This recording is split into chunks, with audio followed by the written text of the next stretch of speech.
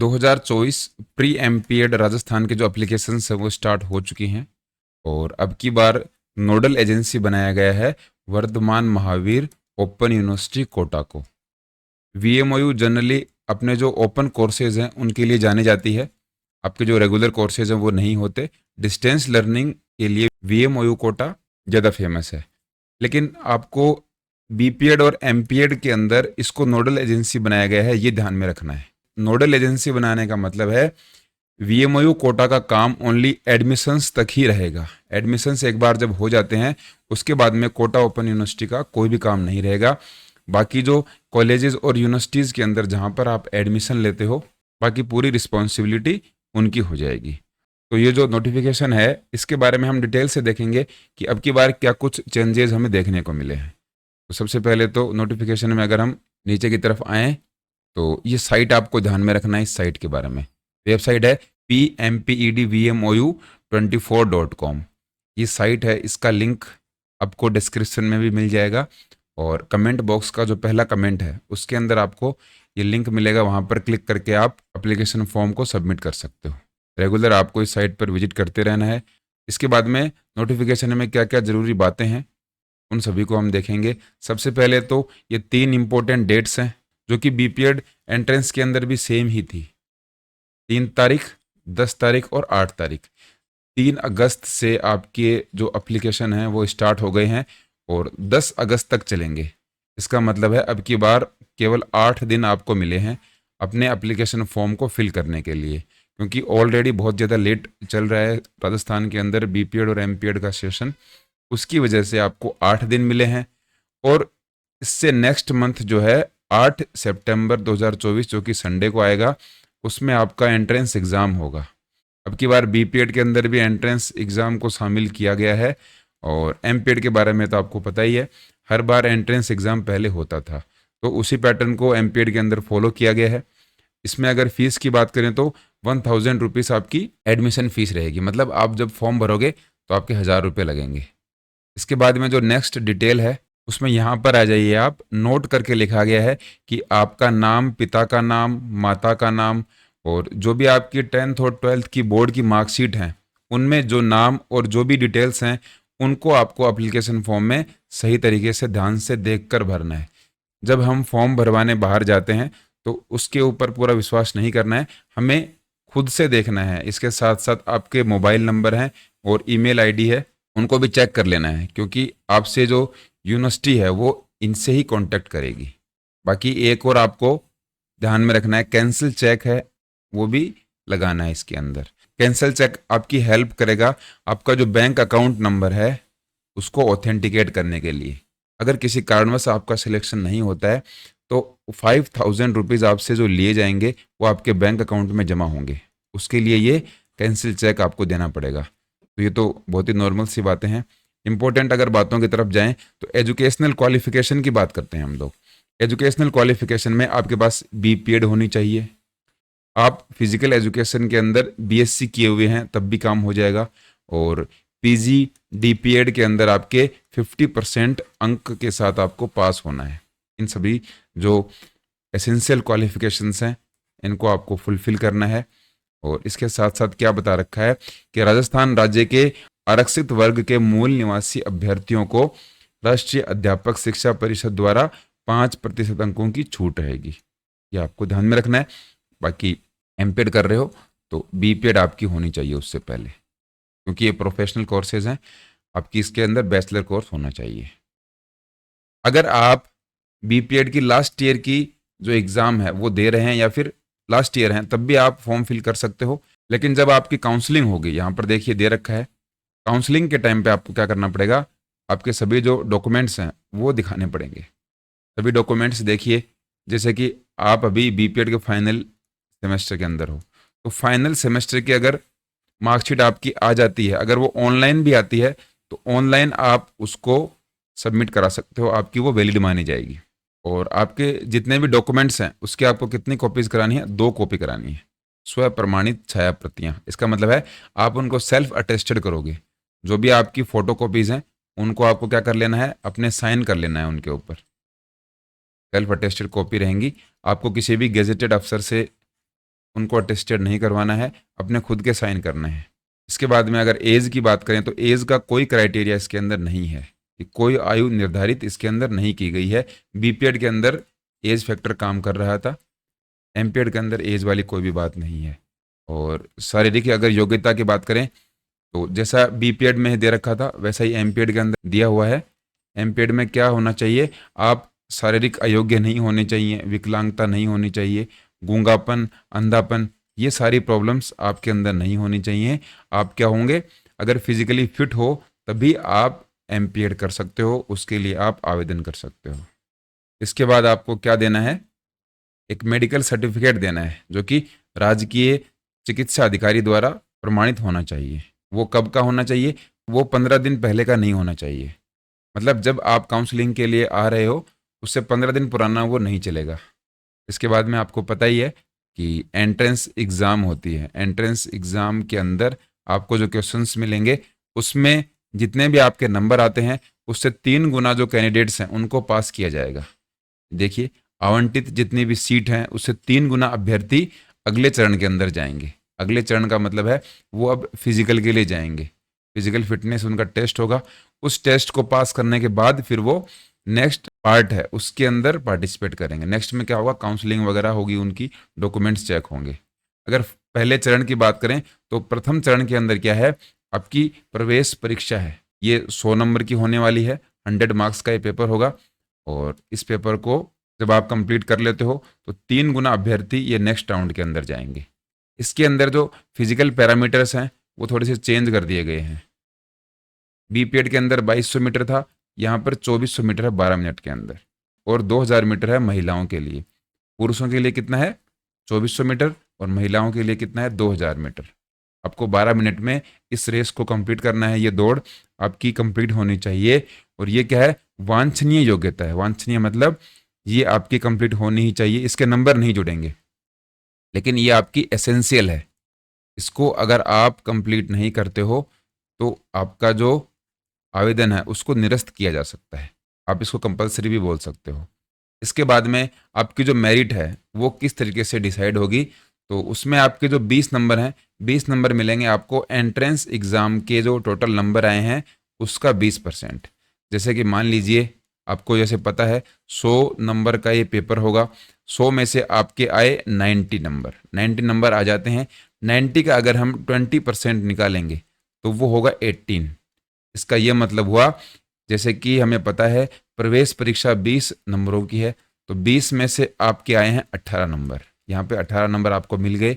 इसके बाद में बीपीएड शारीरिक शिक्षा एवं स्वास्थ्य में बीएससी आपकी की हुई होनी चाहिए, पीजी डीपीएड होनी चाहिए। उसके आपके 40 अंक मिलेंगे। जितने भी आपकी परसेंटेज है उसके 40%, मान लीजिए आपकी 70% है, तो 70% के अगर 40 हम परसेंटेज के अंदर निकालें तो 28 नंबर होते हैं। तो 40 में से आपके कितने नंबर आ गए, 28 नंबर आ गए। इस तरीके से आपकी मेरिट बनेगी। इसके साथ साथ बहुत सारे कैंडिडेट्स ने सीपीएड डीपीएड भी कर रखा है, और 1 साल का एनआईएस जो डिप्लोमा है वो भी किया हुआ होता है, तो उसके आपके 5 नंबर एक्स्ट्रा मिलेंगे। इसके साथ जो एक बहुत बड़ा वेटेज है वो है स्पोर्ट्स सर्टिफिकेट का। जो भी आप स्पोर्ट्स खेले हो उसका सर्टिफिकेट आपके पास होना चाहिए। विदाउट सर्टिफिकेट आप बीपीएड या एमपीएड एटलीस्ट राजस्थान के अंदर तो नहीं कर सकते। बाकी बाहर आपको करा देते होंगे, लेकिन राजस्थान में ये आप नहीं कर सकते। इस तरीके से आपके टोटल 100 नंबर बन जाते हैं। मैक्सिमम मार्क्स आपके 100 नंबर हैं। आपकी मेरिट इन 100 नंबर के अकॉर्डिंग डिसाइड होगी। अगर हम एग्ज़ाम की बात करें तो एग्ज़ाम के अंदर आपको मिलेंगे 100 क्वेश्चन। हर एक क्वेश्चन 1 नंबर का होगा, माइनस मार्किंग इसके अंदर नहीं है, और 90 मिनट का आपको टाइम मिलेगा। एंट्रेंस एग्ज़ाम बीपीएड और एमपीएड दोनों का ही सेम पैटर्न आपको देखने को मिलेगा। 1 घंटा और 30 मिनट आपको टाइम मिलेगा। 100 नंबर रहेंगे, हर एक क्वेश्चन 1 नंबर का, और नेगेटिव मार्किंग इसके अंदर नहीं है। उसी तरीके से आपको मीडियम ऑफ क्वेश्चन पेपर जब आप एप्लीकेशन के लिए अप्लाई करते हो उसमें आपको चूज़ करना पड़ेगा। या तो आप हिंदी ले लीजिए या फिर इंग्लिश ले लीजिए, क्योंकि जो आप क्वेश्चन पेपर की लैंग्वेज चूज़ करोगे वही आपको पेपर मिलेगा। दोनों लैंग्वेज का पेपर आपको नहीं मिलेगा। जैसे कंपटीशन एग्जाम्स में हमें मिलता है वैसा नहीं मिलेगा। इसलिए अभ्यर्थी को प्रश्न पत्र दोनों भाषाओं में दे नहीं होगा, इस बात का आपको ध्यान रखना है। वहाँ पर जाके कंफ्यूज नहीं होना है कि मेरे को हिंदी और इंग्लिश में दोनों में क्यों नहीं मिला। नोटिफिकेशन में साफ साफ लिखा गया है।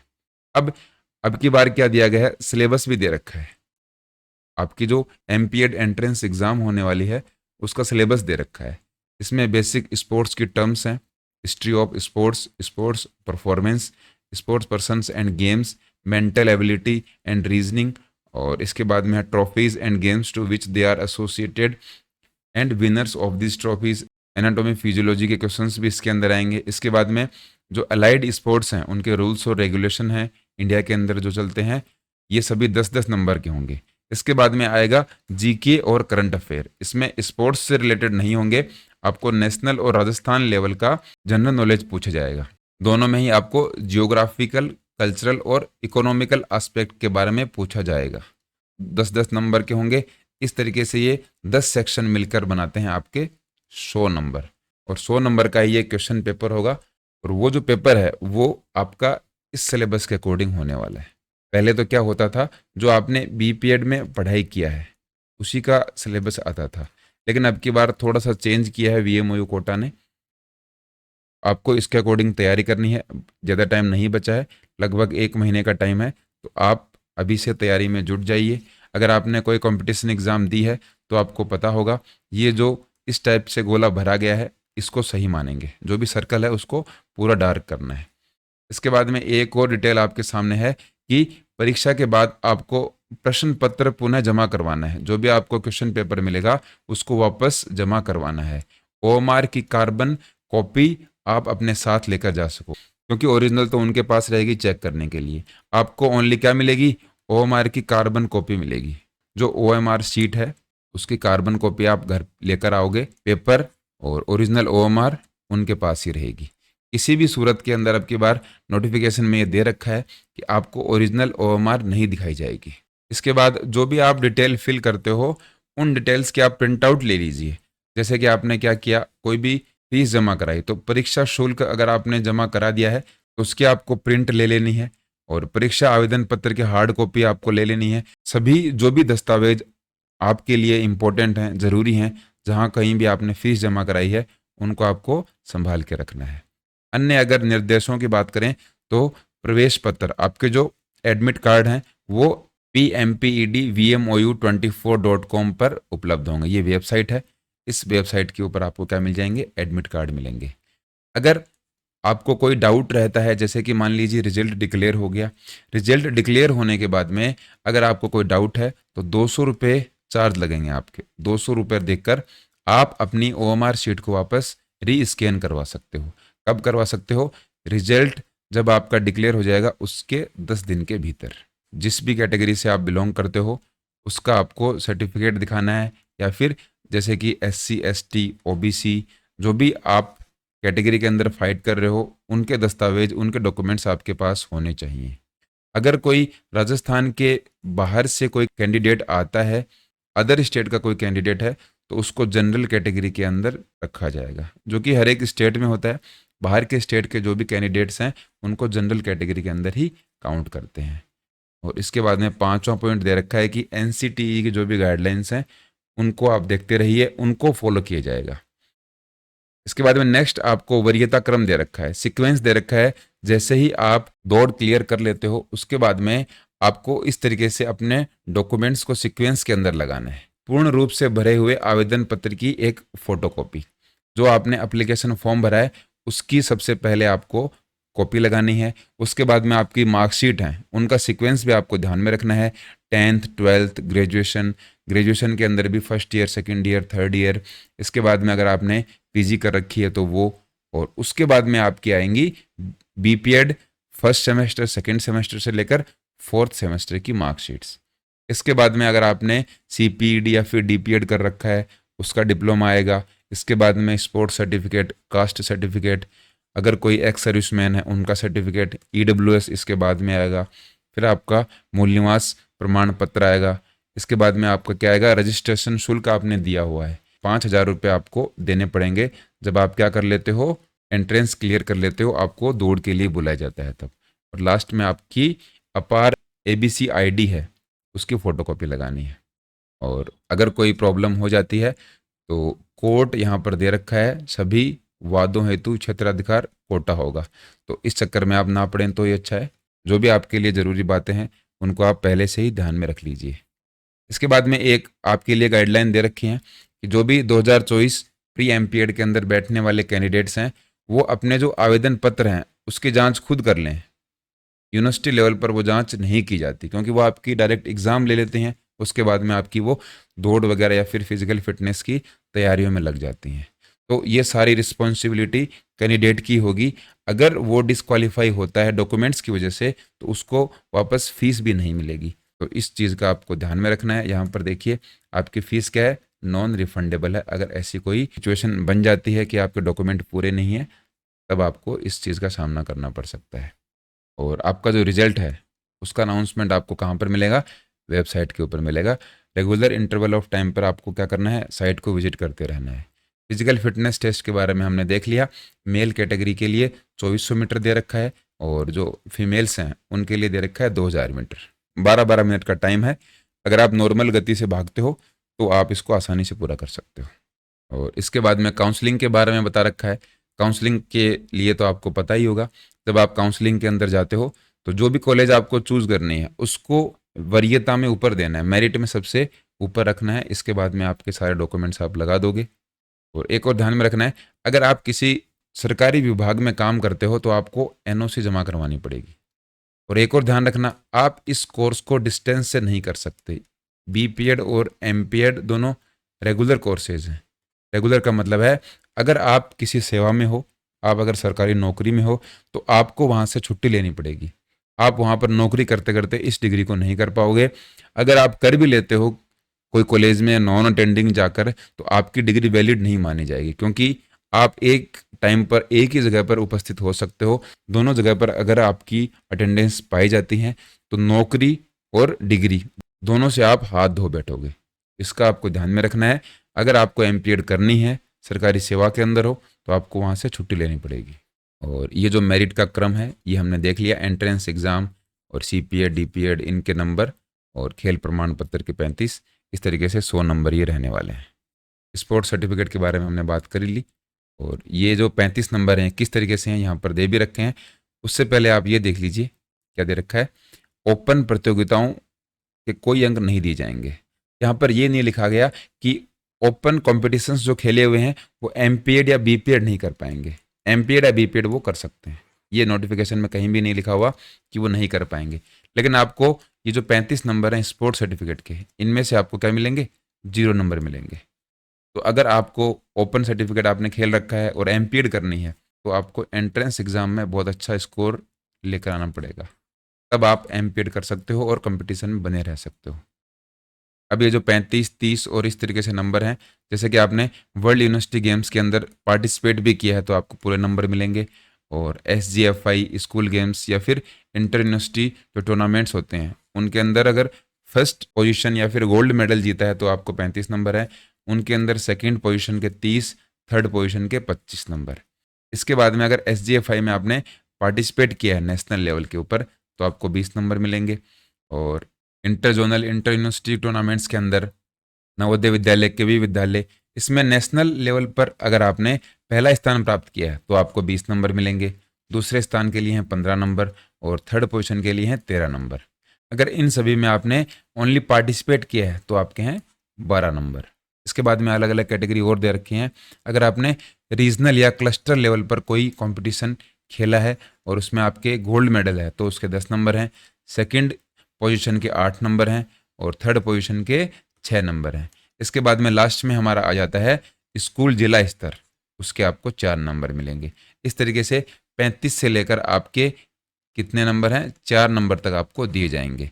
और अगर आपने ओपन टूर्नामेंट खेला है तो आपको 35 में से क्या मिलेंगे, 0 नंबर मिलेंगे। लेकिन आप एमपीएड कर सकते हो। इसके बाद में एक और चीज़ का आपको ध्यान में रखना है, अगर आप शारीरिक शिक्षा शिक्षक हो, अगर आप राजस्थान के अंदर फिजिकल एजुकेशन टीचर हो तो क्या करना पड़ेगा आपको, किसी राजकीय अनुदानित गैर राजकीय विद्यालय में न्यूनतम 3 वर्ष की निरंतर सेवारत होना आवश्यक है। इसका मतलब है आप एमपीएड तभी कर पाओगे जब कम से कम आपको नौकरी ज्वाइन किए हुए 3 साल हो गए हों। 3 साल से पहले आप इस डिग्री को नहीं कर पाओगे।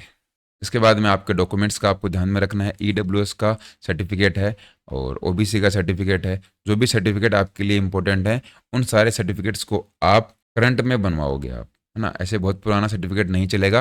जैसे कि ओबीसी का एक टाइम होता है, उस टाइम पीरियड वाला सर्टिफिकेट आपके पास होना चाहिए, नहीं तो इसमें आपको प्रॉब्लम नहीं आएगी। अगर आप एफिडेविट दोगे तब भी आप उस दौड़ में बने रहोगे। और बाकी जो भी विवाहित महिला हैं उनका सर्टिफिकेट, विधवा और तलाकशुदा हैं और जो एक्स सर्विसमैन हैं, उन सभी को अपने सर्टिफिकेट्स अच्छे तरीके से ध्यान में रख लेने हैं। उन सभी दस्तावेजों में, उन सभी डॉक्यूमेंट्स में कोई कमी नहीं होनी चाहिए। नहीं तो डॉक्यूमेंट्स की वजह से अगर आप डिस्क्वालीफाई होते हो तो वो पूरी गलती आपकी ही होगी। इसके बाद में इनकी हमने बात कर ली। आपका जो आवेदन शुल्क है वो रहेगा 1,000 रुपये और रजिस्ट्रेशन फ़ीस आपकी रहेगी 5,000 रुपये। 5,000 रुपये जब आप फिजिकल फिटनेस टेस्ट के लिए आते हो, जब आप दौड़ के लिए आते हो, तब आपको 5,000 रुपये जमा करवाने हैं। ये रुपये आपको वापस मिल जाएंगे अगर आपका सिलेक्शन नहीं होता है तो। 500 रुपये आपके कटेंगे और बाकी बचा हुआ अमाउंट आपके अकाउंट में आ जाएगा, क्योंकि आपसे ब्लैंक चेक लिया गया था और जब आप इस फॉर्म को भरोगे तब भी आपसे बैंक की डिटेल ली जाएंगी। इसके बाद में अगर फीस की बात करें तो 2 साल की जो एमपीएड है उसके आपके 22,370 रुपये लगेंगे हर साल के। इस तरीके से लगभग 45,000 रुपये आपके टोटल फीस के लगेंगे। इसके अलावा प्राइवेट जो कॉलेजेस हैं वो कितने रुपए लेती हैं वो आपको अंदाज़ा होगा शायद। नॉन अटेंडिंग के और हॉस्टल फीस मिला के वो ठीक ठाक पैसा ले लेती हैं। इसमें जो भी ज़रूरी बातें हैं उनको हमने देख लिया है और आप जल्दी से जल्दी अपना फॉर्म भर दीजिए और इसके बाद में जो एंट्रेंस एग्ज़ाम आने वाली है उसकी आप तैयारी कीजिए। ये सिलेबस आपके सामने है, इस सिलेबस के अकॉर्डिंग आपको तैयारी करनी है। एक एक टॉपिक को देखिए और फटाफट से इनके छोटे छोटे नोट्स बना के या फिर जहाँ कहीं भी आपको कोई भी वीडियोज़ मिले उनकी तैयारी करके आप ये जो 100 नंबर हैं इनमें सबसे ज़्यादा मैक्सिमम नंबर लाने की कोशिश कीजिए। बाकी जो भी अपडेट्स रहेंगी वो आपको टेलीग्राम चैनल पर मिल जाएंगी, जो कि स्पोर्ट्स इंजीनियर नाम से है। डिस्क्रिप्शन में लिंक आपको मिलेगा, वहाँ पर क्लिक करके आप ज्वाइन कर सकते हो। इसके अलावा अगर आपके कोई डाउट्स रहते हैं तो कमेंट सेक्शन आपके लिए खुला है, वहाँ पर आप कमेंट कर सकते हो। कोशिश करेंगे आपके डाउट्स को क्लियर करने की। फिलहाल इस वीडियो में इतना ही। जय हिंद।